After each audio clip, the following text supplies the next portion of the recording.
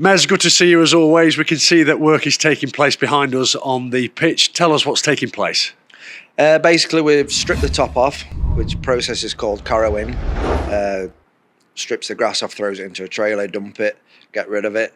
Then we've had 100 tonne of Mansfield sand go on top. Then we've had a verti-drain, which is basically putting holes 10-inch deep, near on an inch round, all the way through the pitch. Drag mat the sand in, fill them holes in, reseed with 30 bags of origin seed, and then off we go again.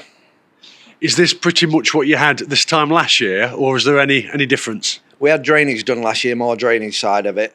So we had gravel bands put in every metre, full length of the pitch, obviously to help get the water off the surface, which touch wood worked miracles. So we're relying on them again this year, which you don't do it again. It's like I don't know, once every 5, 6, 7 years you'll have them done, depending on how they're working. So touch wood, that's still doing its job. How significant was that last year then to aid the pitch? Yeah, incredible. Every year we're just rotting under the big stand. Basically it's sat there, water can't get anywhere, it's cold under there, it's dull, damp, and you have an house plant and you overwater it, it'll rot and die. This is a plant, the same thing.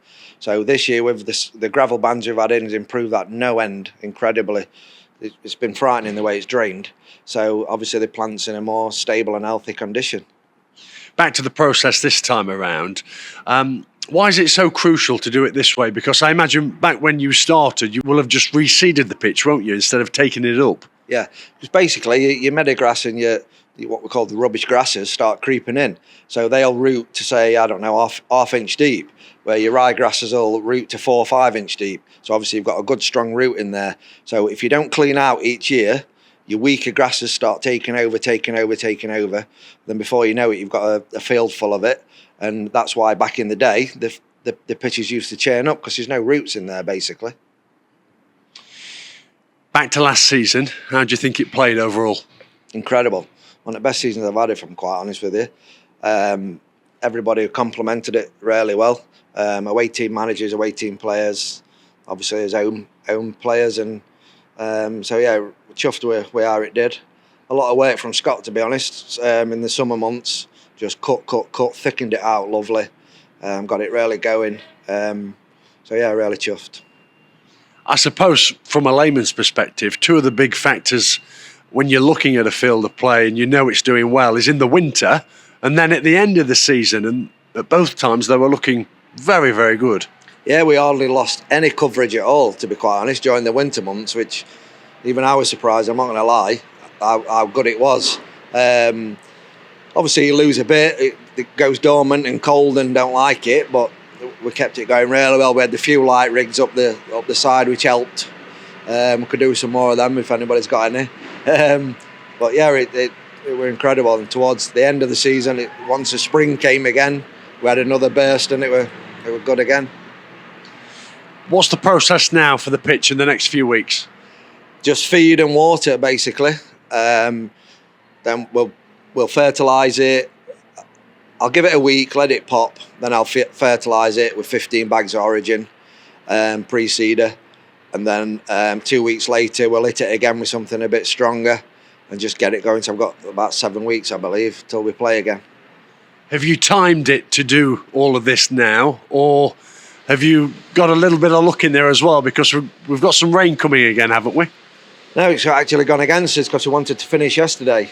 And we had to leave it because we couldn't drag mat it in or verti-drain because the sand on the top was just wet through, it proper came. Then we had some good rain again last night, but luckily we left it a couple hours this morning and then we could get on it. Josh from Botham's Prestige got his work done this morning. He's just finishing off behind us now, just putting the last bit of seed in. So it can rain all it likes from tomorrow, just not heavy, nice steady rain for a few days, it'll be lovely. Are you confident it will play as well as it did last year? Obviously you can't predict the weather throughout a full season, but broadly speaking. Yeah, I can't see why not. Because even that, when we took the top off, you could see the verti-drain holes from last year, what were full of sand. So obviously they stay open, which helps, which is like a good surprise as well. So now we're putting even more in. So all we've got to do all after the summer months is keep the pitch open. So we'll vertidrain, we'll pro-core.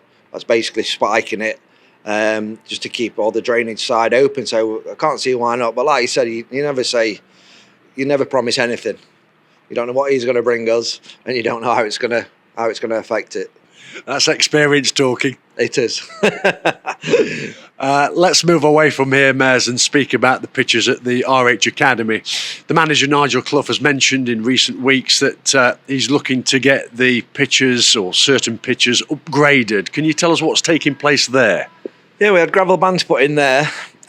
Same process. We've had all the top stripped off. We've had root zone gone in there rather than pure sand to give it a bit of goodness, because it's just so much clay up there. To get rid of all that in one swoop, we're looking at millions of pounds. So obviously we've got to do it to a League One budget, so we can just do little and often.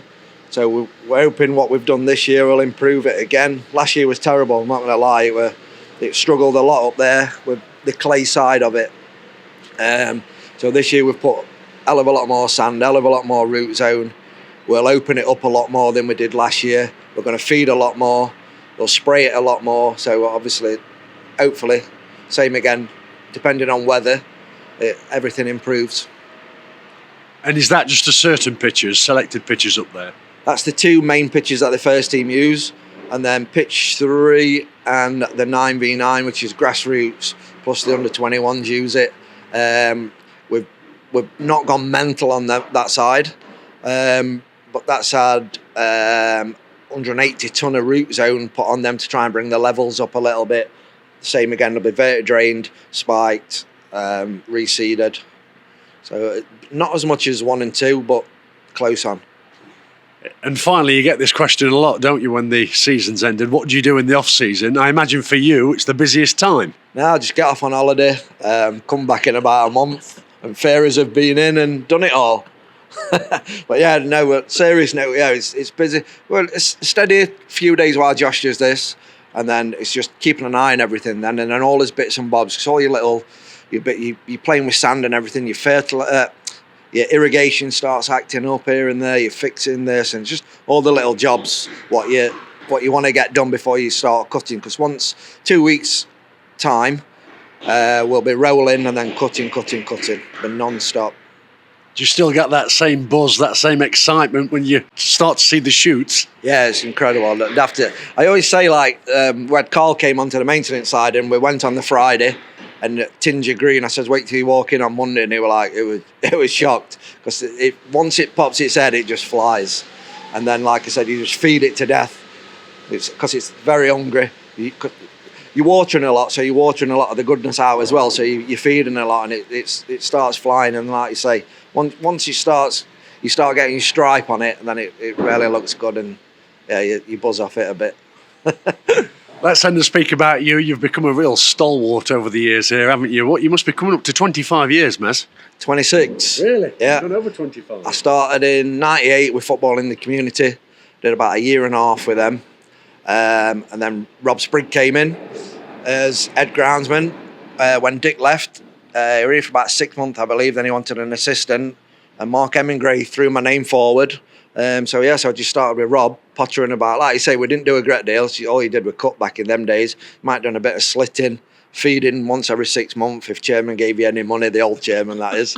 Then obviously Rob left.